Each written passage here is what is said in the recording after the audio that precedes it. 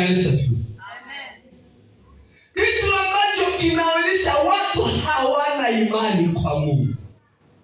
Wana imani kwa watu na kwa madhehebu mbalimbali. Akiingia kanisa hili asipo kile ambacho alikuwa anatafuta hakipati, anahama. Kuhama kunaeleweka? Amina. Anahamia tena kanisa. Hapa napo anajaribu vitu alipembea. Anahama. Shida yake yeye hana, tatizo lake hana imani kwa nani? Kwa Mungu. Sababu Mungu wetu haonekane kwa macho, anaonekana kwa matendo na ishara wakati tunapomuita. Hakae nafasi fulani nafasi fulani haiko, hapana. Mungu wetu hapa yuko.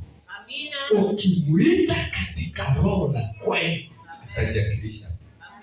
Hata uwe nyumbani unapokutana na shida, usifikiri Mungu haiko nyumbani. Mungu yuko hapa. Ukimuita atajiakilisha. Bwana Yesu asifiwe. Amen. Mungu anichalie leo, akuchalie leo uwe na imani ambayo ina msimamo usiotingizika kwa nani. Bwana Yesu asifiwe. Mitume waliheshimishwa na neno moja ambalo wanaita Roho Mtakatifu. Bwana Yesu asifiwe.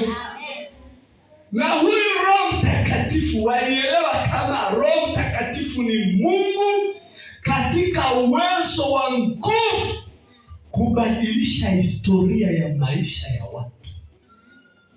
Hata kama tunaweza kuona hapa kuna wale makahaba wale ambao sisi kama watu tunaweza sema hawa hawataokoka, ni watu wa kwenda jehanamu. Lakini Roho Mtakatifu ana uwezo na kubadilisha watu kama.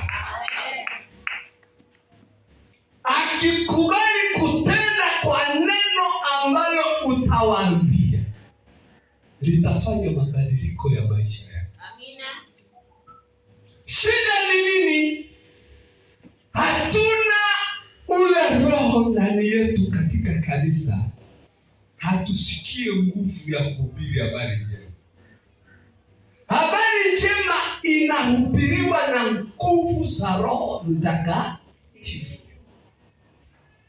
Tukisimama kwa ujasiri wa nguvu za Roho Mtakatifu,